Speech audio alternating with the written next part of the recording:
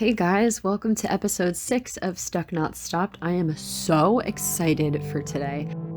Joining us today is Dr. Martha Lee, a professional sexologist. She has quite a bit of qualifications, including a master's in counseling, a doctorate in human sexuality, a master's in public policy and management, as well as a bachelor of arts in communication. I do want to put out a content warning, a trigger warning, and make a couple disclaimers before we get into it because this episode is going to feel a little raunchy. We've got pretty explicit vocabulary, and we're going to be talking about stuff like sex and pap smears and tips about dilating and all that, all the good stuff. And I don't want anybody feeling like anything's going to surprise them or come out at random. So please, please, please be aware of the sensitive topics that we're going to be covering. And please, if you start to feel uncomfortable about a section that we're discussing, skip over, pause it, click away. I don't want anybody being in an uncomfortable position. So that's the content warning. The disclaimer is that neither myself nor Dr. Lee is recommending to anybody to try 100% of everything that is said. We are not responsible for the actions of others. The responsibilities of others and actions of others is not in accordance with any of the content of this episode or any of the rest of the podcast episodes. Please, everybody, consult with your own doctors, with your own physical therapists, with your own significant others before trying any of these things, before looking into it yourself. I want everybody to stay as safe as possible. That is so important with all of this. So with all of that out of the way, let's dive into it. We have Dr. Lee. I'm a little bit rusty at conducting collaborations because I've never done one before. So if the audio sounds a little choppy transitioning, my apologies. Let's get into it. Hi, how are you? How are you? Good, thanks. It's nighttime for you there, right? I almost said good morning. Yeah, morning to you. I'm so tired. I had such a long day. I know. Hope your work day was good. I had how many clients? Let me count. 1, 2, 3. I had 3 clients and 2 meetings. A lot. Anyway. Well, thanks so much for hopping on and doing this little questionnaire interview thing. It means a lot to me and the people who wanted to ask some questions. Oh, thank you. Thank you for having me and making the time to pull the questions together. Of course, I'm really excited to put this whole episode together and hear what you have to say. So I kind of want to dive right into it. Do you have everything open? Yeah, I forgot. Let me get my microphone. Yeah, take your time. Yeah, let me get my microphone to work so it'll be better sound. How is the sound? Sound is fine. Okay, I'm using my microphone now. All right. We are not recording the video, right?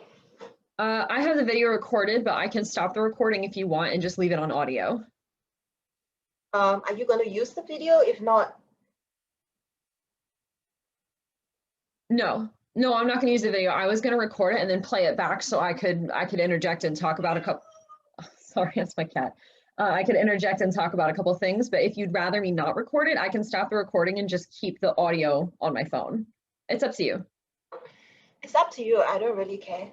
Don't really mind. Whatever you prefer. No, so I'm not going to be using the video, so I would prefer to keep recording if that's okay. And I'm just going to play it back and listen and discuss, but no video. Okay. Great. And excuse me. So you have the questions up?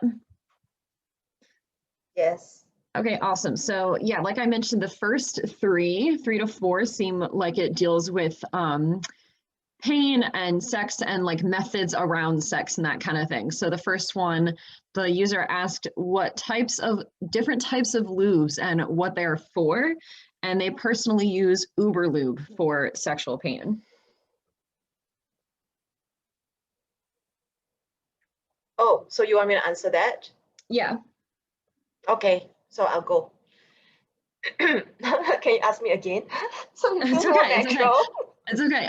The first user was asking about, they typed types of lube and what they're for. I personally use Uber Lube for sexual pain. Okay, sorry. Can Can I just Google Uber Loop? Yeah, go ahead, go for it. Just a moment. Uber Loop ingredients. Is Uber Loop safe? Okay, I will continue. Sorry. So can you ask me again? Sorry. Yeah. Types of lube, different types of lube and what they're for. I personally use Uber Lube for sexual pain. That's what the user typed. Okay. So there are different types of lubricants on the market and they can be very confusing. So there's water-based lubricant, primarily made up of water. There's silicone-based lubricant. They feel very much like oil, but they're not oil. And then there's hybrid lubricant, which is a mix of water and silicone. So a hybrid lubricant would be a little bit thicker. And so I literally just looked up Uber Lube, and it says here that Uber Lube is actually silicone-based. And silicone-based lubricant are suitable to be used with latex condoms. And silicone-based lubricants are not actually 100% body safe. So there are small amounts of the Uber Lube that is ingestible. And there are many types of lubricants on the market. And I tend to prefer water-based lubricants that are organic. So most organic lubricants are water-based. There might be some that are not, that I might not be aware of.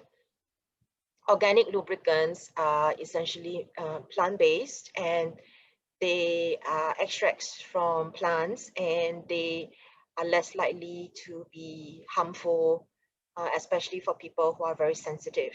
So Uber Lube would be more slippery because it's silicone-based, it feels like oil. And because it has been tested and everything, I think it's unlikely to cause any bacterial infection and things like that for people. So in general, I would say different lubricants are different for different people, and silicone-based lubricant is okay for some people, and some people may not feel comfortable with it, knowing that not all of the ingredients are ingestible. But I personally prefer organic water-based lubricant. Okay, great. So there are some, sorry, so there are some brands. There's Silkweed, that is, so S in front of liquid. So there's Silkweed, which is generally more natural. And then there's Intimate Earth, also very much more organic based. And then there's the latest one that I came across called Sutil, Sutil. And I love this lubricant because it's water-based, but it feels like silicone, and it's completely plant-based, and even the tube is also biodegradable. So these are the things that I look out for when I want to buy a product. Like I really want something that's natural and feels really good. And there are more of these brands coming up. So if we look, or if you just ask your nearest sex shop, they will be able to better advise you on that. Do you think that there's like a specific, like would KY jelly, water-based lube be better for sexual pain? Would the silicone one be better for pain? Or do they all kind of just work the same? This is actually a pretty interesting question. I don't know if there's any, personally, I don't know if there's any differences, or is all lube? They are not the same. They are not the same. They are not the same, definitely, depending on the ingredients. KY gel is one of the worst lubricants that I've ever come across. It dries up very fast, and it's sticky, and it is still being prescribed by doctors, especially in Singapore. And it's one of the lousiest lubricants, to be honest. So I think it's a matter of trial and error for some people. And that's not to say, oh, lubricants are not for me because this is yucks. Be mindful that lubricants can be very different. When it comes to pain, yes, silicone lubricant would be much smoother. However, for people who are very sensitive, who are very likely to catch yeast infection and things like that, that has nothing to do with sexually transmitted infection, then it would be better to use organic lubricant. Okay, great. Awesome, thanks. So the next question says, more about microaggression. What's with doctors telling women with sexual pain to drink wine before sex? Yeah, that happens a lot over here. That happens a lot. I've come into that too with one of my old gynecologists who I switched from because she was terrible at dealing with my anxieties. And she had asked me like, well, have you tried like drinking wine to calm yourself down before anything like masturbation or sexual play? And I was like, no, I was 19. I didn't even really drink. So what do you think about that? Okay, so there's a difference between a fact and an interpretation. So a fact is the doctor did tell the person, drink wine before sex, it might help you. A microaggression is the interpretation of that behavior and thinking that the person is being aggressive. That person may not have the intention of being aggressive. That person may just be ill-informed. That person may not know what to say and just try to be helpful. So the intention behind this person could be just ignorance, because we forget, and we have a lot of expectations of medical professionals, and we forget that a lot of medical doctors, they don't have any specialized training in vaginismus. So over here, we also have a lot of doctors telling my clients, oh, just relax. Maybe wine can help. I don't think they mean harm, but they don't realize how that makes the person feel, because they are not counselors. They are medical doctors with a lot of medical training. And so when it comes to human-to-human interaction, being time-pressed, being sleep deprived, and all the other things that is put onto doctors, that they invariably accidentally, I don't think they might mean it to hurt someone. But if the tone, of course, because I'm not there and I don't know the tone in which was communicated. So if the tone is coming across as condescending, and one does feel that it's microaggression, you do have every right to file a complaint with the doctor or with the organization. And actually, by speaking up, you are also creating an opportunity for doctors to become a little bit more aware and be a bit more sensitive. And it can come from self-advocacy, from saying things like, I don't appreciate you saying this because it sounds really flippant the way you're saying this. It feels like you're just dismissing my problem. So we can of course fight back, and it's a lot, when you're going through this discomfort of being so vulnerable in front of a stranger, to then have them say that to you and then have to speak up for yourself. That can of course feel terrible, that why do I have to do this? Surely we deserve a better system where the doctors are more informed. Unfortunately, most doctors are not. They do not know what is vaginismus. That's the bottom line. They do not know, especially general practitioners. Yeah, that makes sense. I guess that they wouldn't really think of because vaginismus is so undermined and not paid attention to as much as it needs to be. Yeah, that makes sense. I guess I really hadn't thought of it that way, if I'm being honest. I thought that, they're being inconsiderate, or that they weren't thinking. And you're right, it does come across that way, but it's coming from a place of misunderstanding and not being educated. Maybe there's not enough opportunities for them to kind of learn about these kinds of things and other pelvic floor disorders, but that's interesting. They really don't know vaginismus. They really don't. They have all these modules learning about all the different parts of the bodies and the medicine that goes to different parts of the body to fix this and fix that.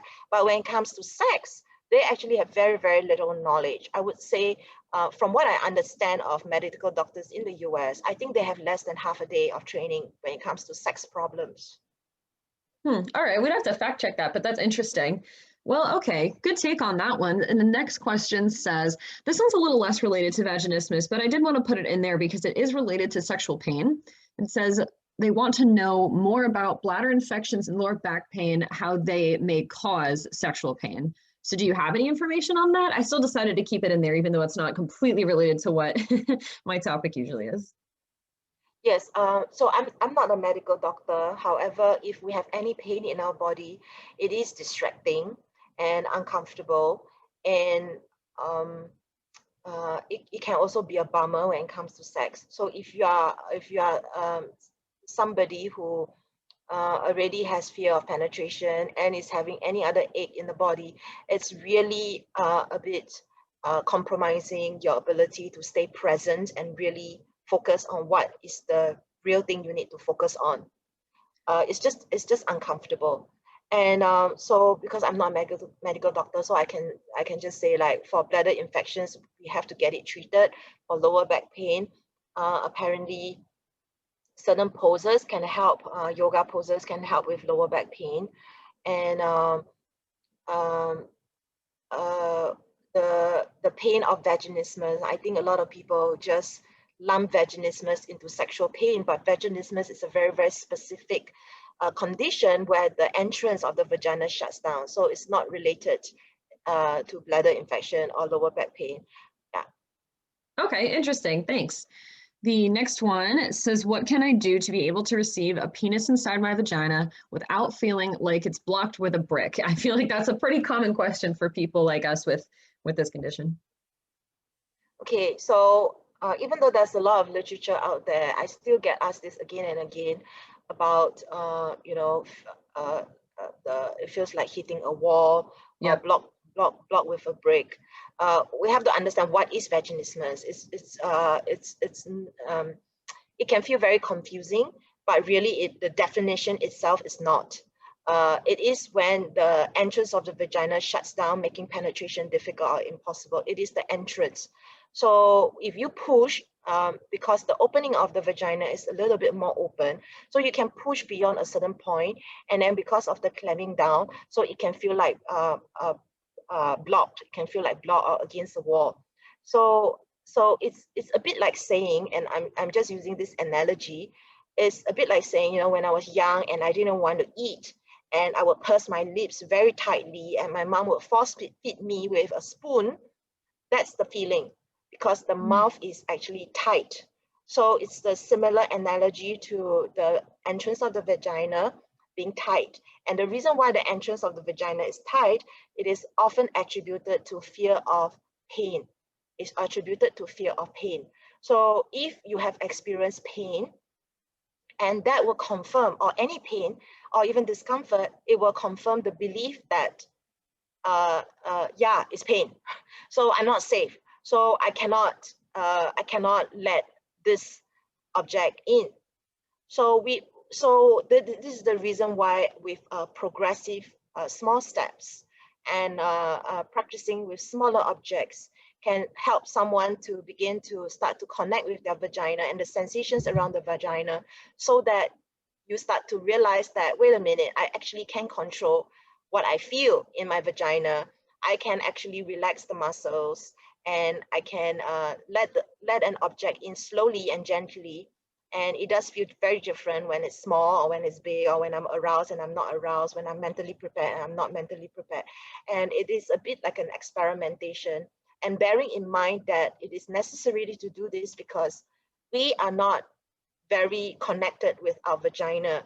We don't really see our vagina, and a lot of people don't touch their vaginas, and a lot of people do not play with the vagina as part of their self-pleasure experience, their masturbation. And so learning about all these sensations and experimentation is a way of overcoming vaginismus. Okay, yeah, I like that. It's like little steps and just kind of being comfortable with yourself. So it was a similar feeling for me, that the exact same line of, it feels like he's hitting a wall. When I was 16, the first time I tried to have sex, it just wouldn't work. And that was when I kind of figured out like something was wrong. And that was the exact terminology I used, like it was hitting a wall. And I think masturbation might be different for some people. For myself, it was never really a problem, but I have had a few people on my Instagram account talk to me about how like that's like something difficult for them. So yeah, the idea of taking steps to being able to get to that point of being able to receive sex or penetrative sex without feeling like it's blocked like a brick.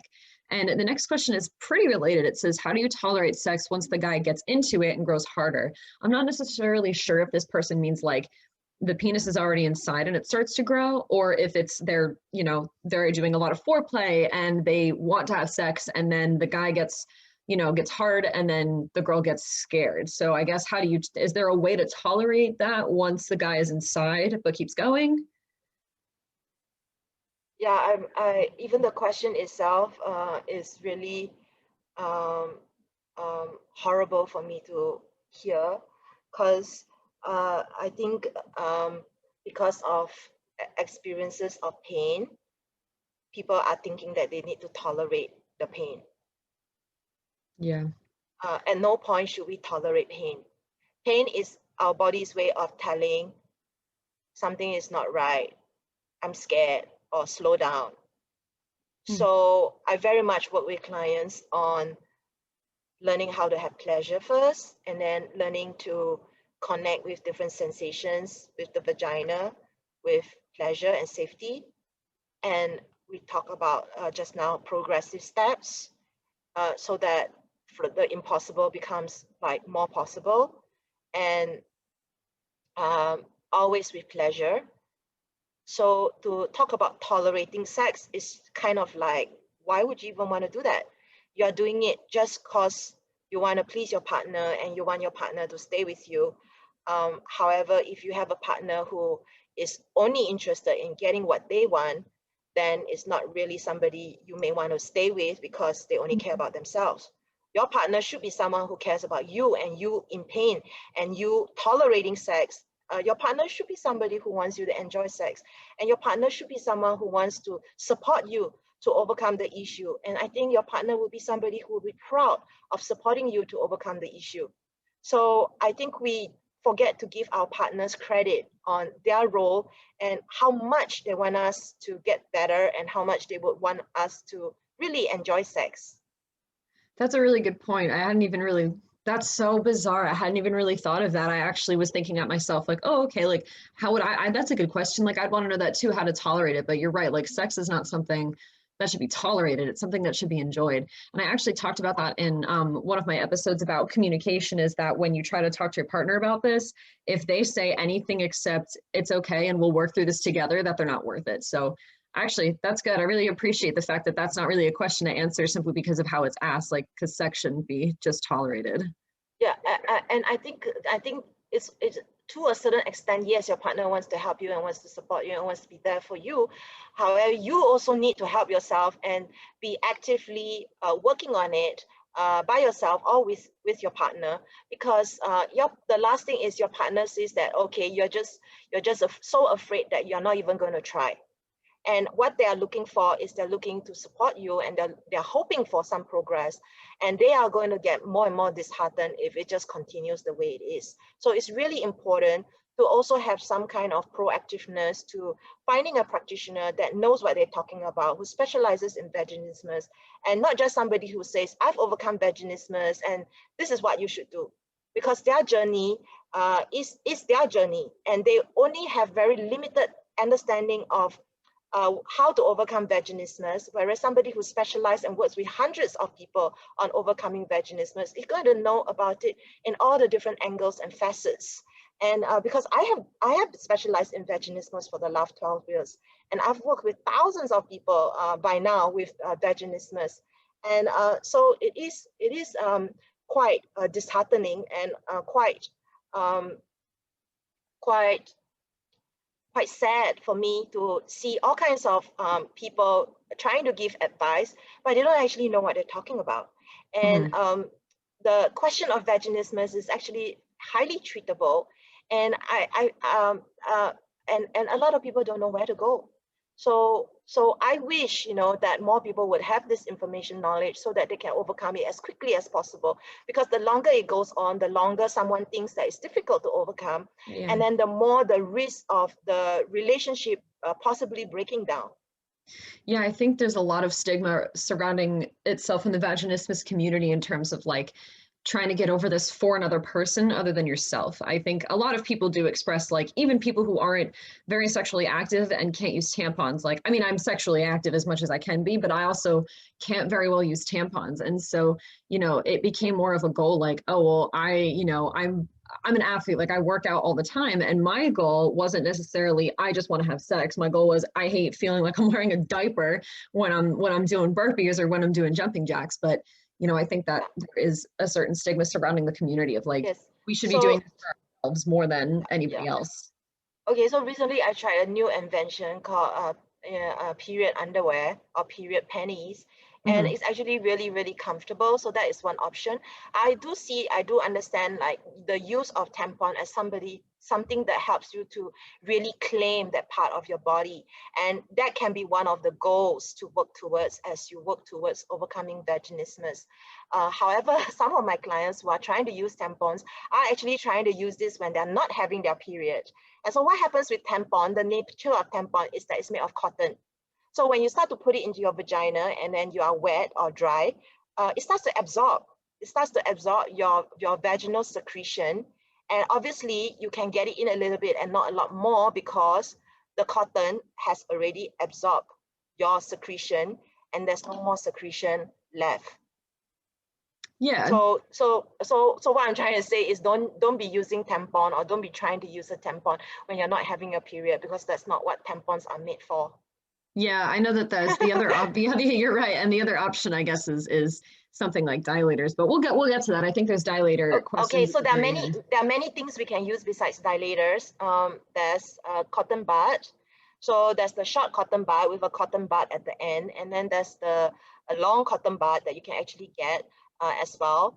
And of course, people get scared of the cotton bud gets stuck in my vagina. So what you can do is you can put a condom over the cotton bud, so the cotton bud will not get stuck in the vagina. You just pull it out with the condom, and you can use a chopstick. You can use your finger. You can use a dilator kit. So small objects. Yeah, lots of, yeah, no, I guess, jumping right to either having sex or using sex toys such as dildos aren't necessarily something that has to happen, but yeah, that kind of comes later in some questions. And the next one says, we are going to try PIV, penis and vagina sex, once my doctor approves me post-surgery. How do we safely try to reintroduce it? So, I mean, this person didn't specify what kind of surgery that they had. I'm assuming it meant genital surgery, I think. So I guess safely reintroducing it, like, I don't know. I assume that means just like a little at a time, but what do you think?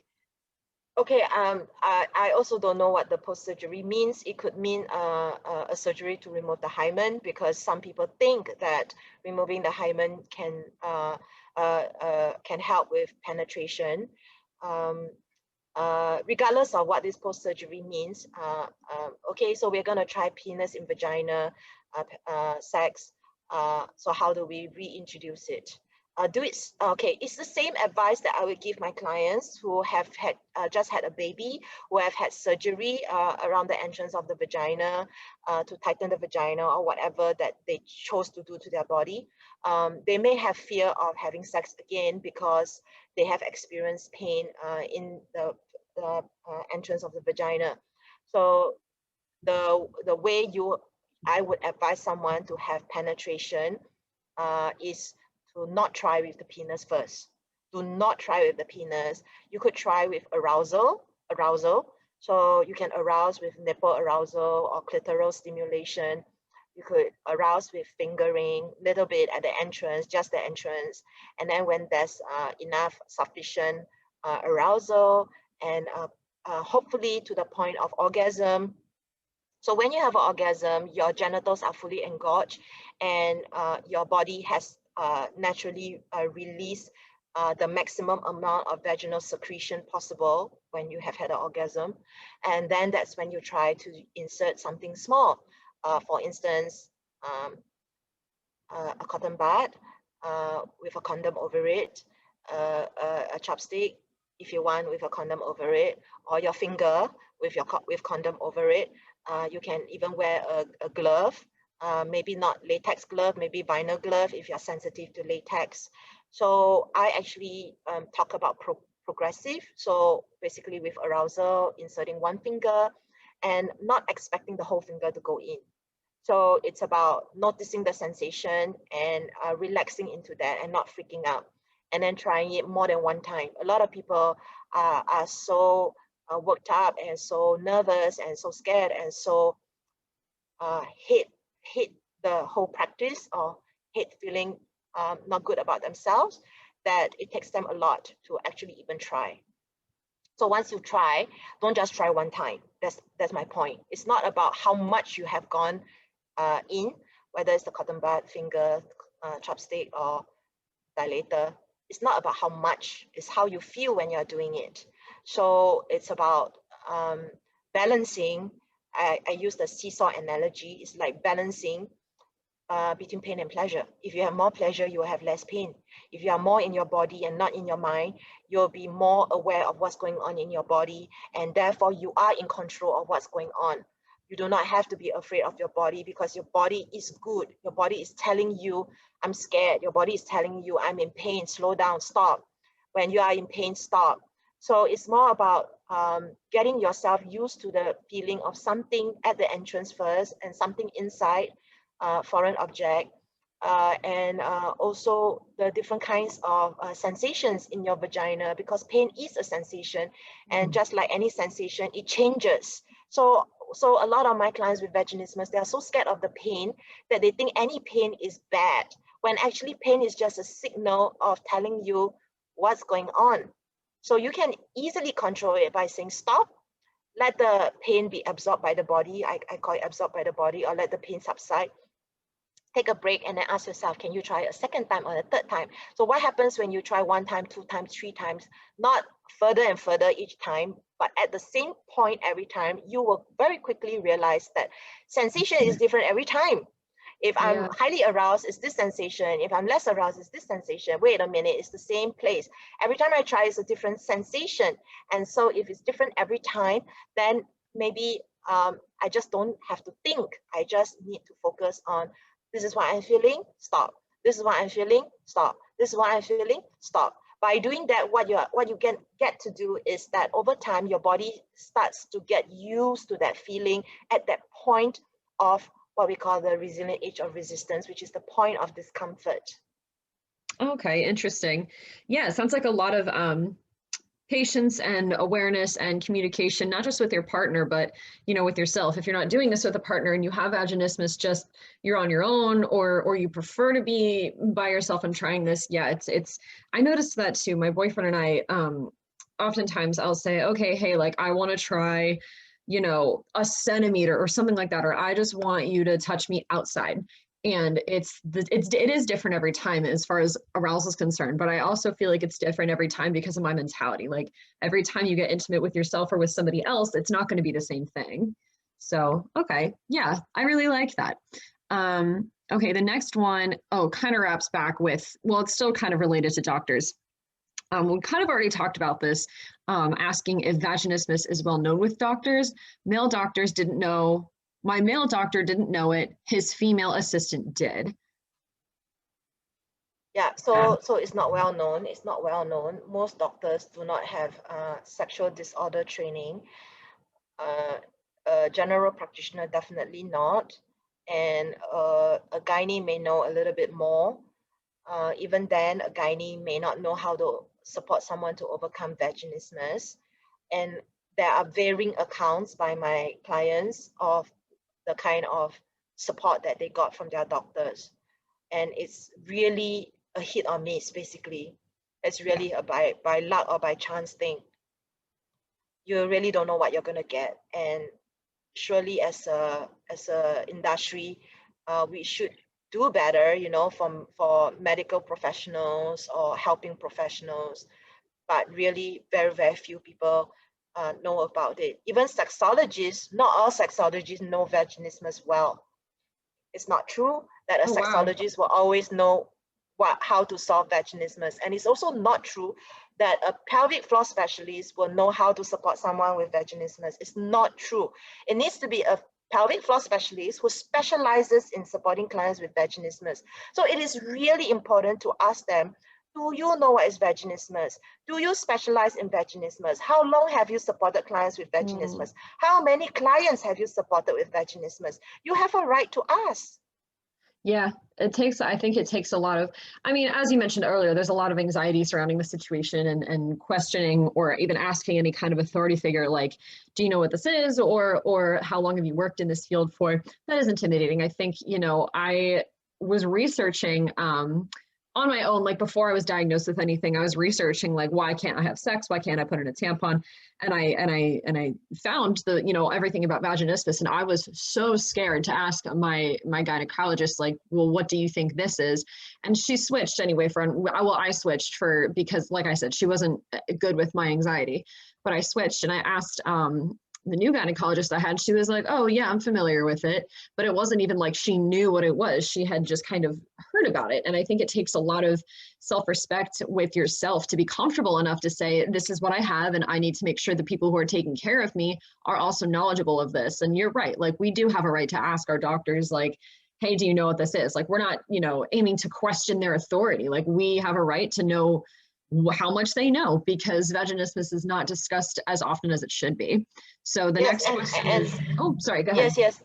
Yeah, I just wanna add that why would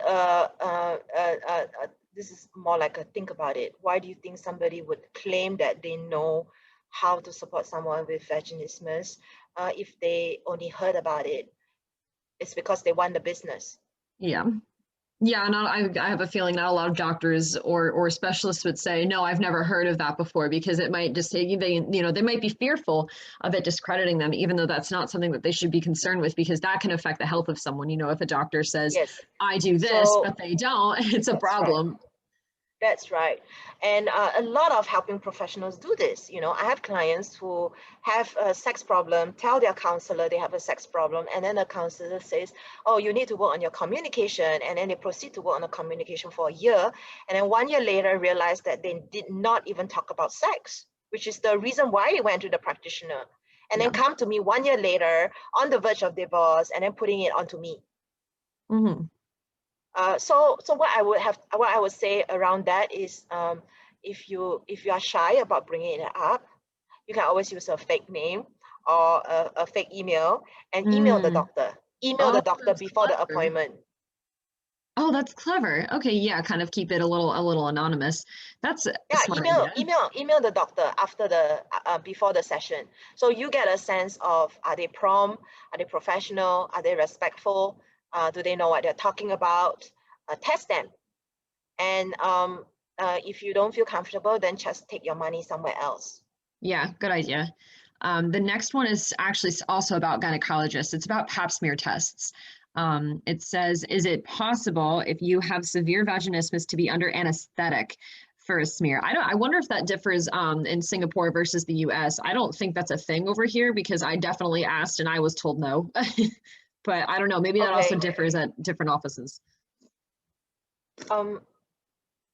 Okay, so I just want to make a disclaimer out there. I'm not a medical doctor, once again, and a lot of people actually talk about doing a pap smear as part of their sexual health, and it is taken as a sexual right. Like, it is my right to go for a pap smear, and I should go for a pap smear because I'm of a certain age, and I am in a high risk category of getting cancer, because I have family members who have had cancer and all that. But remember, what is pap smear? Pap smear is to support you in taking a swab so that you can test for cervical cancer. And cervical cancer in that area of your cervix is caused by sex.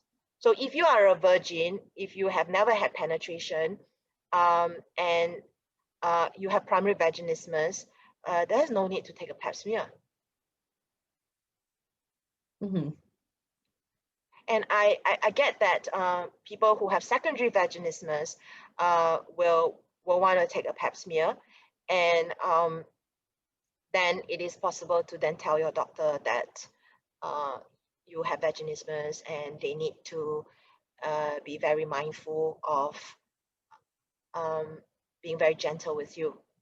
A medical doctor and a physio will never ever get you aroused. Yeah. If you were aroused and then you try for the speculum, it will be a lot more comfortable. But they cannot do that, because ethically they cannot. Right. So it might be useful to say something along the lines of, can I have a moment? And then you use a vibrator on yourself, and then you're a lot more relaxed or more dilated vaginally, and then you can then get your doctor to come back in. Oh, interesting. So what do you think of it being possible to be under anesthetic? I mean, that's part of normally anesthetics are given for surgical procedures, right? Or like Yeah, yeah. at the dentist to I fix have a I have cavity. not heard of it.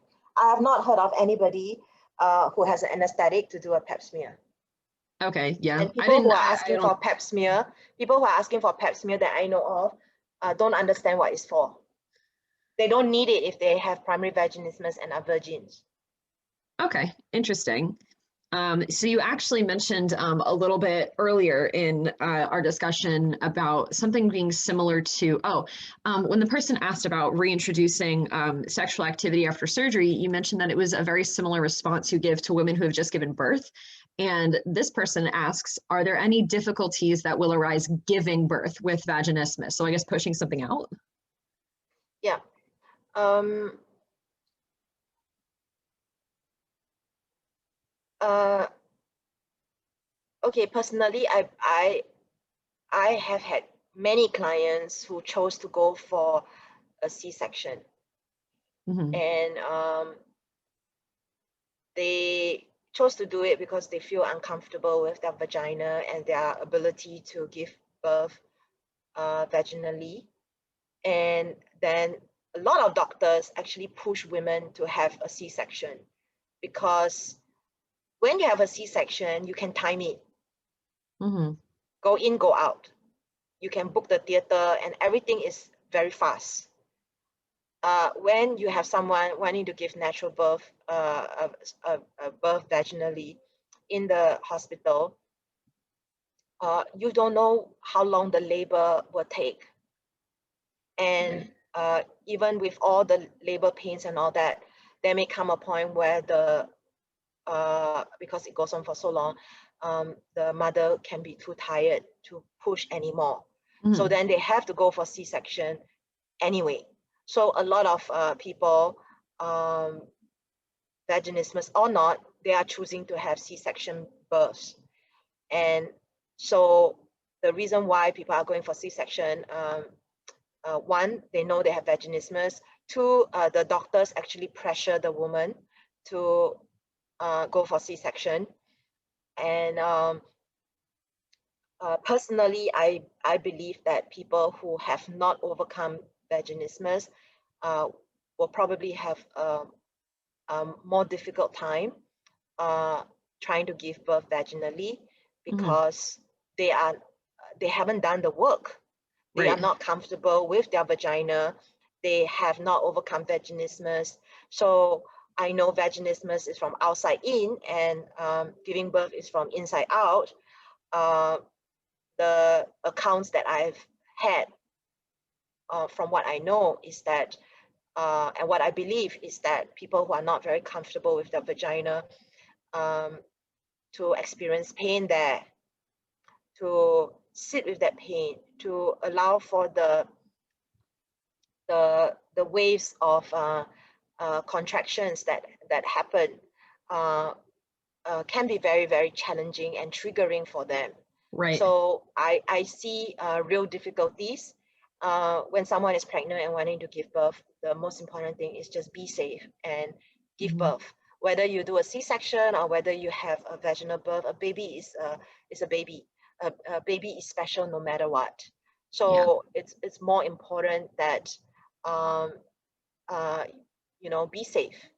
Yeah, I've heard of I don't know how tied this is. I don't know a lot about different religions in general, but then different religions and how sexual content goes into different religions. And I did have a friend I don't want to disclose, what religion she was in, but that C-sections were like something that her religion was against, I believe, or that she took it as that's what C-section, like her religion, the way that she interpreted it was that she shouldn't be having C-sections.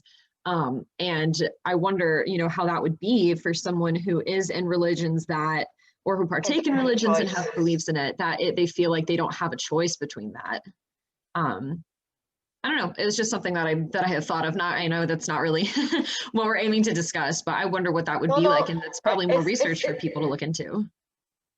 it is a good question for people who don't have a choice to opt for C-section.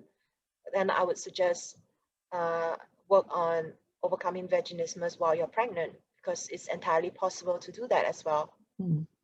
Okay, good to know. The next one, oh, okay, this is actually, oh, you know, I've heard of this a couple times. This one says, I'm finding dilation impossible with severe primary vaginismus. Is waiting for Botox a good idea? I had never, there were two people way early on when I first made the podcast account that they had tried Botox or that they were thinking of using Botox in their vagina. That little freaky, like, well, what is that about? Yeah. Botox for vaginismus is nothing new. I've heard about it for more than 12 years now. A client of mine wanted to do that, and her doctor, who is the top plastic surgeon in Singapore, refused to do it, saying that Botox for vaginismus is very dangerous because the vagina is just full of nerve endings. And so that was what I heard about Botox. And in Singapore, there is a general practitioner who specializes in female sexual health, and she offers Botox for vaginismus. And she was very proud to say that 100% of her clients who come to her for vaginismus are able to overcome it.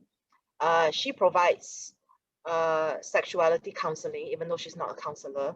And she does hands-on work on her clients, even though she's not a physio. So you can already tell how I feel about her. Yeah. But okay, she thinks she can help clients with Botox, and she claims, you know, when we spoke, that not everybody is suitable to do Botox for vaginismus, and I'm really not sure what the criteria for her is, because end of the day, she's running a practice by herself and trying to make money, and she's already doing other controversial treatments as well, including vaginal whitening and vaginal tightening as well. So anyway, back to the question, is Botox a good idea? It's your choice, it's your body, it's your choice. That's what I can say. It's not for me to tell someone, oh, you shouldn't go for plastic surgery on your breast or your whatever part of your body, because end of the day, it's your life, it's your choice, it's your body. If you've done the research and you find a good doctor and you're very confident that the doctor knows what they're doing, then by all means, if you think it will help you, then do it. But for me personally, I'm not for it, because I know that there's so many other things that I can do to support someone with vaginismus so that they can overcome it organically, and also in a way that feels good, so that she really claims all of her body, including her vagina, and really starting to see how all of it is linked. So what I do is I provide the sexuality education and support so that people are really comfortable with their bodies. I think that is a lifelong journey that we're on. It's not just about being able to have sex and overcome vaginismus. I want my clients to have pleasure. I want my clients to love sex the way I love sex. I want them to love sex, because anything other than liking something, it's like, even if you overcome vaginismus, will you be able to enjoy sex? Will you be the one initiating sex, or will you be the one treating it as a task or a duty, tolerating sex? Yeah, you know, I'm part of a couple Facebook groups about women overcoming vaginismus, or people who have partners with vaginismus. And I see a lot of them trying to build each other up and saying, like, you know, you deserve to be comfortable with your body for yourself, like more than just sex. Like, you should feel comfortable and happy with yourself. Yes. Yeah, so I think there is an assumption that people who overcome vaginismus enjoy sex. It's not true. There are people who have overcome vaginismus who still treat it as a duty and a chore, and are resentful about having sex. And that is not the kind of journey that I would like for my clients. Yeah, I don't think that anybody would want that for themselves, at least outwardly, you know, or inwardly. But that actually brings us to the last question in terms of anxiety and dilation. Any tips on dealing with extreme anxiety about dilating and getting started with dilation? Yeah. So one thing about anxiety is that people who have anxiety about dilation or people who have anxiety about vaginismus, they are actually, they may have anxiety with anything in their lives anyway. So one of the things to work with managing anxiety, mindfulness, breathing, all these things can help. So working with like a somatic coach to really like learn about your body or how to relax your body. Progressive muscle relaxation is one tip. To actually see this as I hate versus seeing like I hate vaginismus and putting it all onto vaginismus, as opposed to being able to see that actually there are a few things with regards to overcoming vaginismus. So that's the actual vaginismus thing, then there's the anxiety piece, and then there's the part of me that doesn't know about sex and hate sex. So really having a understanding that there are actually different lessons in each of them, and not just to see this as this is happening because of vaginismus, but actually seeing this as this is just like something that I need to learn to overcome, so that I will become a stronger person for it, and I'm going to be a better person for it, as opposed to always blaming vaginismus, and, as opposed to seeing all the other lessons that you need to learn in order to overcome vaginismus in a holistic way. So anyway, coming back to extreme anxiety about dilation, the last thing you want to do, and this is not obvious in a lot of literature that you read online about dilating, is arousal. Everything about dilation is about go from small to big, but they don't talk about how you do it. It's just like, you know, my mom force feeding me when I was a kid, when I was 1 and I couldn't speak because I didn't have the words to speak then. Right. She would force feed me, and why am I talking about that? You were mentioning that like a lot of like dilation kits say like what to do but not how to do it. Yes. So yes, mom says need to eat, and child needs to eat. But what about the care? The care in feeding the child. Yeah. The interaction that my mom could have had, the eye contact, the love. It was always really cold because she was always tired and frazzled, and so she was force feeding me, and I'll be crying, and then she would feed me with a metal spoon, and then it's not like a baby spoon, it's like an adult spoon, and then she would hit my gums, and then I'll be in pain, I'll be crying. That's a lot to not just wanting to eat. It was also the way my mom was feeding me. It was the way more than it's time to eat. So anyway, using that analogy, the worst thing about dilation is thinking that it's just about dilation. So I always tell my clients, never ever put anything into yourself, finger, object, cotton bud, if you're not aroused. So be aroused first, the seesaw of more pleasure, less pain, and then listen to your body. And if today your body can't go any further, doesn't matter, just do it another 2 more times. And before you know it, that very sensitive part of your body, because most people do not finger themselves, do not touch their vagina. The vagina is very sensitive. It's full of nerve endings. So you work with meeting yourself where you're at and not pushing yourself beyond what you can bear. And actually, I was so surprised that actually a lot of my clients are very rough with themselves. Really? So they would be able to get dilator number 1 in, and they're super proud of that. And then they try dilator number 2, and then they can't get dilator number two in, and then they're stuck with dilator number 2, and then they're asking me what's wrong. So then I ask them, are you aroused? And they're not. They're just shoving it in. Right. So I asked them, if you are in pain in dilator number 1, which you were, what makes you think that you can bear more pain with dilator number 2? Right. Because they did not understand the importance of arousal, and they did not understand how gently inserting and massaging that area, inserting and stopping, is actually training the muscles to become stronger. Right. So when your muscles are stronger and you're not as sensitive, this is when you can go a bit more.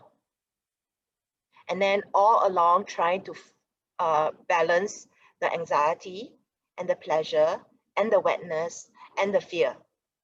But if you're juggling like 4 balls at the same time, literally like juggling balls at the same time, then you cannot be doing it with something that is so scary, like, you know, the penis, where there's the anxiety of disappointing your partner or your partner getting angry with you.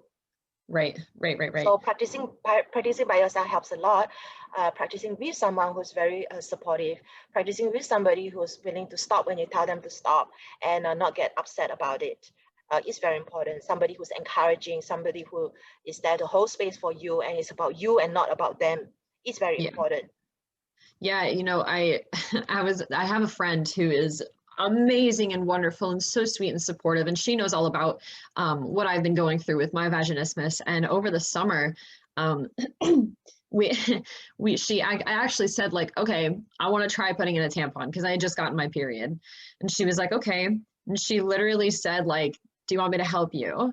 And I was like, really? She's like, yeah, like, I'll just sit there with you and I can talk you through it. Cause I mean, she's got no kind of pelvic floor condition. So while I was in the bathroom, she was in the bathroom with me and she was saying, like, this is how it might feel. And if you can't get it in, that's fine. We'll just go swimming anyway. Or, you know, we'll go hang out outside. We don't have to go in the pool. And I think having someone that supportive is very important for everybody. But I also like the point you make about, you know, mindfulness with yourself. Like, you can't expect yourself all of these kinds of, you know, it's not necessarily, you know, one big staircase. Like, you don't get one and then you go, and then you one and then you go. Like, you might need to get used to the feeling of one, and some people try to rush up these steps and then they'll just fall down because they're pushing themselves too hard. And I really appreciate the points you make about self-awareness and listening to what your body's telling you. It wraps back to a lot of the points you make about, you know, the vagina has nerve endings and there's lots of receptors down there, and pain is something that your body tells you, hey, like, you need to stop, you need to slow down, and forcing yourself into something never really works. But all right, those are all of the questions that I got that were related. I did get some of them that were pretty unrelated and that I actually might kind of transfer over per se to pelvic floor specialists. But I really appreciate all of your insight with all this. And thank you so much. I'm sure that everybody will be very excited to listen to what you have to say. Thank you so much for having me. This was really fun, actually. And I do what I do because I really want to help as many people as I can. All right, guys, that brings us to the end. This was obviously a much longer episode than what I usually post, so if you stuck it through this far, drop a comment below telling me your favorite coffee order. I need some variety, so give me some good ideas. Let me know what you guys thought of this collaboration episode, both what you liked and what you thought might have been missing or could have gone differently. Don't forget to like and subscribe for more content, and I will talk to you guys next month. Keep loving yourselves. Bye!